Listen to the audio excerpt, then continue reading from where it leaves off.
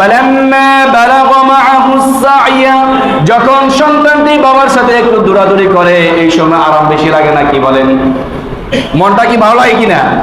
বাবার সামনে যখন সন্তান একটু দৌড়াদৌড়ি করে, খেলাধুলা করে, ভালো লাগে কিনা? এই ভালো লাগার সময় কি সন্তানকে জবাই করা যায়? যায় কিনা বলেন? ওয়ার্ডার কার? আল্লাহ। কোন সরাসরি না, মাত্র স্বপ্নে। কি দেখলেন? স্বপ্নে দেখলেন।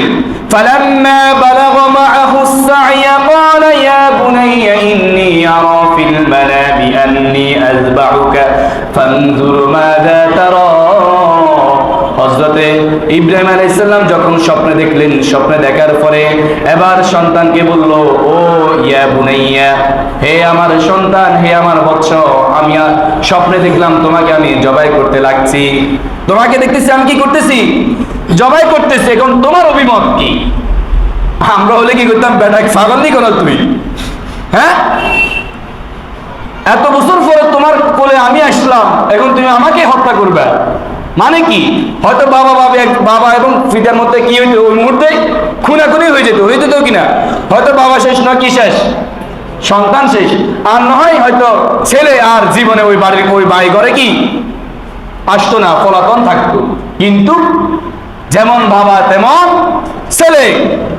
বাবা যখন ছেলেকে প্রস্তাব দিল যে আমি স্বপ্নে দেখলাম তোমাকে কি করতেছি? কুরবানি দিচ্ছি, তখন সন্তান বললেন কি, বাবা আপনার আল্লাহ যে সিদ্ধান্ত দিয়েছে সেই সিদ্ধান্তের উপর আপনি থাকেন। কেমন কথা!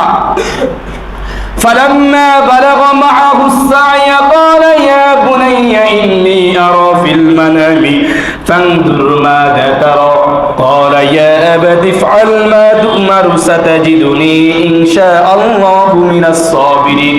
ইনশাআল্লাহ আমাকে সবরকারী পাবেন। ইনশাআল্লাহ আমাকে কি পাবেন?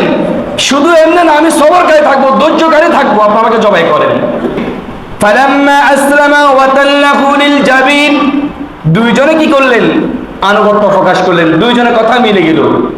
ফালাম্মা আসলামা, যখন দুইজনে একসাথে হয়ে গেল, বাবা এবং ছেলের কথা কি হয়ে গেল? মিলে গেল। ওয়া তাল্লাহু লিল জাবিন, এরপরে সন্তানকে কি করলো? শায়িত করলো, জবাই করার জন্য কি করলো? ইসমাঈল আলাইহিস সালাম শুয়ে গেল। ওয়া নাদাইনাহু আইয়া ইব্রাহিম, ইব্রাহিম قد صدقت الرؤيا إنا كذلك نجزي المحسنين। قد صدقت الرؤيا, রুইয়া মানে স্বপ্ন। তোমার স্বপ্ন তুমি বাস্তবায়ন করে ফেলেছো। তোমার স্বপ্নটা তুমি কি করলা? বাস্তবায়ন করেছো। ইন্না কাযালিকা নাজিজিল মুহসিনিন, আর এইভাবে আমি সৎকর্মশীলদেরকে পুরস্কার করে থাকি। ইন্না হাযা লাহুয়াল বালাউল মুবিন, আর এটা ছিল, আল্লাহ রাব্বুল আলামিন বলেন, নিশ্চয় এটা ছিল সুস্পষ্ট একটা পরীক্ষা। পরীক্ষা কিনা? কত মহান বড় পরীক্ষা! আল্লাহ তাআলা এই কারণে বললেন এটা কি ছিল? বিশাল এক পরীক্ষা। ফানাদাইনাহু বিযিবহিন আযীম, আর আমি ইসমাইলকে মুক্ত করে বিশাল একটা কুরবানির ব্যবস্থা করে দিলাম। তখন কি হলো? ইসমাইলের পরিবর্তে একটা দুম্বা কুরবানি হয়ে গেল। তাফসীরে এসেছে ওই দুম্বাটা হচ্ছে কার দুম্বা?